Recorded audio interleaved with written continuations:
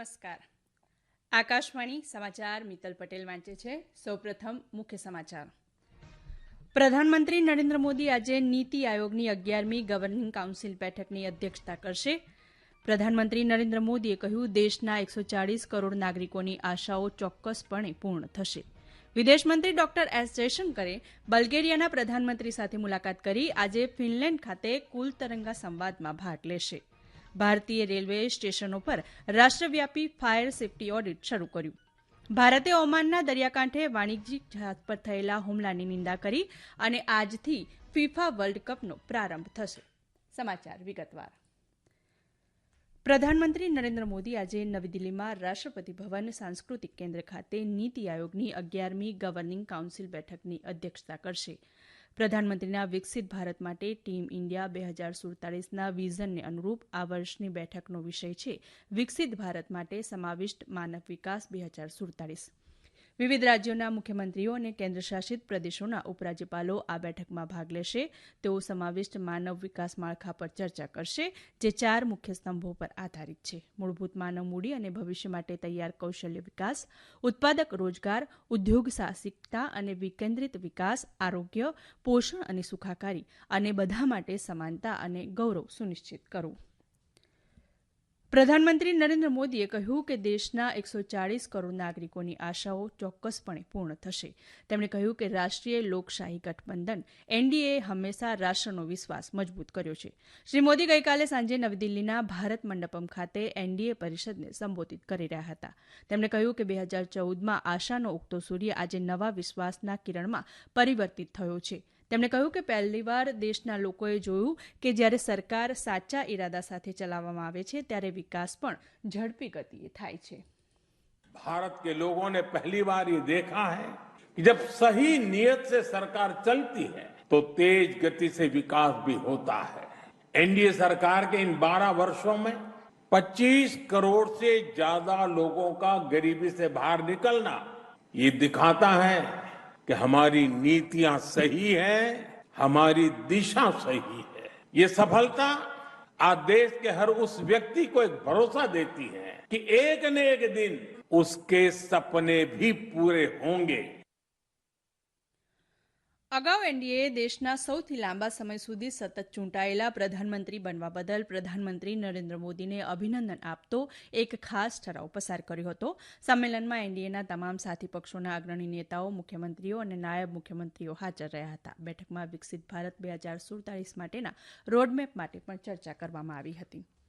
ભારતીય જનતા પાર્ટીના પ્રમુખ નીતિન નવીને જણાવ્યું હતું કે નવી દિલ્હીના ભારત મંડપમ ખાતે આયોજિત એનડીએ સંમેલનમાં 35 રાજકીય પક્ષોના 75 પ્રતિનિધિઓએ હાજરી આપી હતી.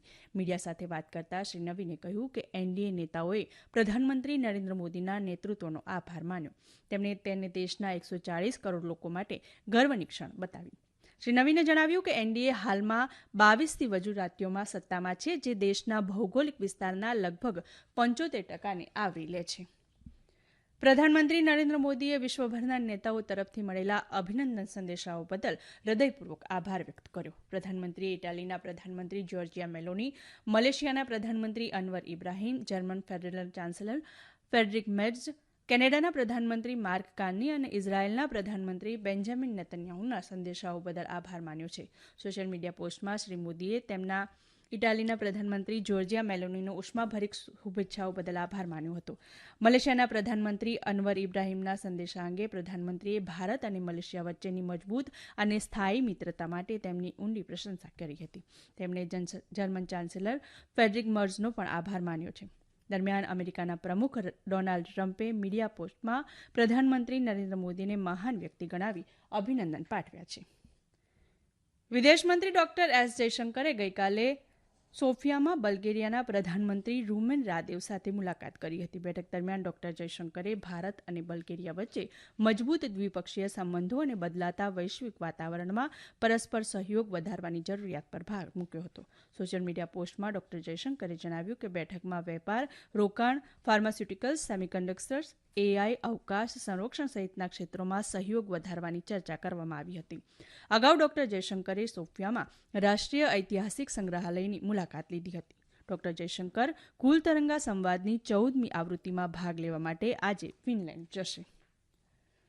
ભારતીય રેલવેએ રેલવે સ્ટેશનો પર રાષ્ટ્રવ્યાપી ફાયર સેફટી ઓડિટ શરૂ કરી મુસાફરોની સલામતી વધારવા તરફ એક મહત્વપૂર્ણ પગલું ભર્યું છે. આ પહેલનો હેતુ હાલની ફાયર સેફટી સિસ્ટમનું મૂલ્યાંકન કરવાનો અને મુસાફરોની સલામતી વધારવા અને રેલવે સંપત્તિઓનું રક્ષણ કરવા માટે સુધારાની જરૂર હોય તેવા ક્ષેત્રોને ઓળખવાનો છે. રેલવે મંત્રાલયે જણાવ્યું હતું કે ઓડિટમાં સ્ટેશન બિલ્ડિંગ્સ, ઇલેક્ટ્રિકલ સાધનો, એર કન્ડિશન અને વેન્ટિલેશન સિસ્ટમ, ઇમરજન્સી એક્ઝિટ અને અગ્નિશામન સાધનો સહિત તમામ મહત્વપૂર્ણ સલામતી માળખાને આવરી લેવાશે. રેલવે તેના નેટવર્કમાં સલામતી અને સુરક્ષાને સતત વધારવા માટે પ્રતિબદ્ધ છે. આ સમાચાર આપ આકાશવાણી પરથી સાંભળી રહ્યા છો. આ સમાચારનું જીવંત પ્રસારણ આપ અમારી YouTube channel AIR news Gujarat પર પણ સાંભળી શકશો. વધુ સમાચાર માટે અમારી વેબસાઇટ newsonair.gov.in/gu અને અમારા એક્સ હેન્ડલ AIR_news_ABAD ને ફોલો કરશો.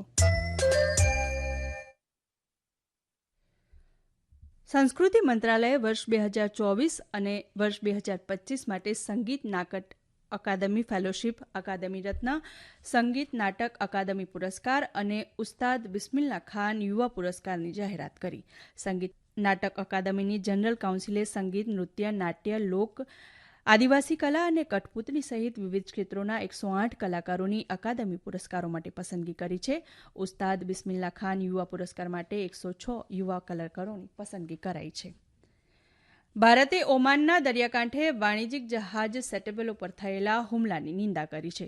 વિદેશ મંત્રાલયે જણાવ્યું છે કે અત્યાર સુધીમાં 24 ભારતીય ક્રૂ સભ્યોમાંથી 21ને બચાવી લેવામાં આવ્યા છે અને 3 ભારતીયો ગુમ છે.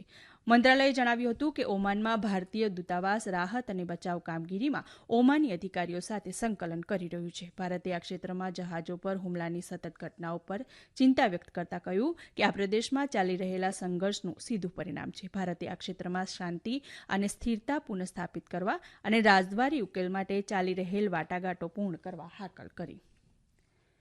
યુક્રેને રશિયાની અંદર ઘણા લાંબા અંતરના હુમલા કર્યા, જેમાં લશ્કરી અને ઉર્જા પ્રોજેક્ટને નિશાન બનાવવામાં આવ્યા. યુક્રેન રશિયા પર દબાણ વધારવાનો પ્રયાસ કરી રહ્યું છે.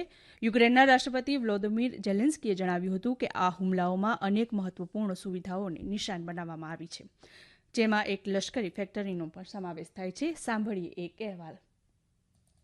यूक्रेन के राष्ट्रपति वोलोदिमीर जेलेंस्की ने कहा कि हमलों में कई महत्वपूर्ण सुविधाओं को निशाना बनाया गया, जिसके बारे में उन्होंने दावा किया कि ये रूसी ड्रोन और मिसाइलों के लिए पुर्जे की आपूर्ति करता है. उन्होंने कहा कि यूक्रेन की सुरक्षा सेवा SBU ने रूस के व्लादिमीर क्षेत्र में 2 तेल अवसंरचना सुविधाओं को निशाना बनाया, जो अग्रिम पंक्ति से लगभग 700 किलोमीटर दूर है. रूस के रक्षा मंत्रालय ने कहा कि उसके वायु रक्षा तंत्र ने रात भर में 326 यूक्रेनी ड्रोन मार गिराए. समाचार कक्ष से प्रशांत कुमार. વિશ્વની સૌથી મોટી football tournament FIFA world cup આજથી શરૂ થઈ રહી છે, જે 19 જુલાઈ સુધી અમેરિકા, કેનેડા અને મેક્સિકોમાં રમાશે. વર્લ્ડ કપના ઇતિહાસની આ સૌથી મોટી ટુર્નામેન્ટમાં 48 ટીમો ભાગ લઈ રહી છે. આ સ્પર્ધામાં 4 ટીમોના 12 જૂથ હશે. હવે દરેક જૂથમાંથી ટોચની 2 ટીમો આપમેળે નોકઆઉટ તબક્કામાં વધશે. ફાઇનલ 19 જુલાઈના રોજ યોજાશે. અને હવે આજના અખબારોના મુખ્ય સમાચાર રજૂ કરે છે નિકિતા શાહ. આજના અખબારોમાં પીએમ મોદીના શાસનના 12 વર્ષ, ફિફા વર્લ્ડ કપ, ઈરાન અંગે ટ્રમ્પના નિવેદનને મુખ્ય મથાળામાં સ્થાન અપાયું છે. દિવ્ય ભાસ્કર લખે છે, કોંગ્રેસે પોતાની નિષ્ફળતાનું કલંક દેશની હિન્દુ વસ્તી પર લગાવ્યું, પીએમ મોદી. નવગુજરાત સમય લખે છે, નરેન્દ્ર @4399 સૌથી લાંબો કાર્યકાળ ધરાવતા પીએમ. સંદેશની હેડલાઇન છે, ફિફા ફૂટબોલ મહાકંપનો આજથી 3 દેશોમાં પ્રારંભ. ગુજરાત સમાચાર લખે છે, ઈરાને ડીલમાં મોડું કર્યું, હવે કિંમત ચૂકવવા તૈયાર રહે ટ્રમ્પ. સ્થાનિક સમાચારોમાં મેટા ભારતનું પ્રથમ AI ડેટા સેન્ટર જામનગરમાં ખોલશે. CMO સંકળાયેલા AMC હેડક્વાર્ટરને બોમ્બથી ઉડાવવાની ધમકીના ઈમેલ સહિતના સમાચારોને સ્થાન અપાયું છે. અંતમાં મુખ્ય સમાચાર ફરી એકવાર. પ્રધાનમંત્રી નરેન્દ્ર મોદી આજે નીતિ આયોગની 11મી ગવર્નિંગ કાઉન્સિલ બેઠકની અધ્યક્ષતા કરશે. પ્રધાનમંત્રી મોદીએ કહ્યું, દેશના 140 કરોડ નાગરિકોની આશાઓ ચોક્કસપણે પૂર્ણ થશે. વિદેશમંત્રી ડોક્ટર S જયશંકરે બલ્ગેરિયાના પ્રધાનમંત્રી સાથે મુલાકાત કરી. ભારતીય રેલવેએ સ્ટેશનો પર રાષ્ટ્રવ્યાપી ફાયર સેફટી ઓડિટ શરૂ કર્યું. ભારતે ઓમાનના દરિયાકાંઠે વાણિજ્યિક જહાજ પર થયેલા હુમલાની નિંદા કરી. અને આજથી ફિફા વર્લ્ડ કપનો પ્રારંભ થશે. આકાશવાણી પરથી સમાચાર પૂરા થયા. હવે પછી આપ 1:20 રાષ્ટ્રીય સમાચાર સાંભળી શકશો.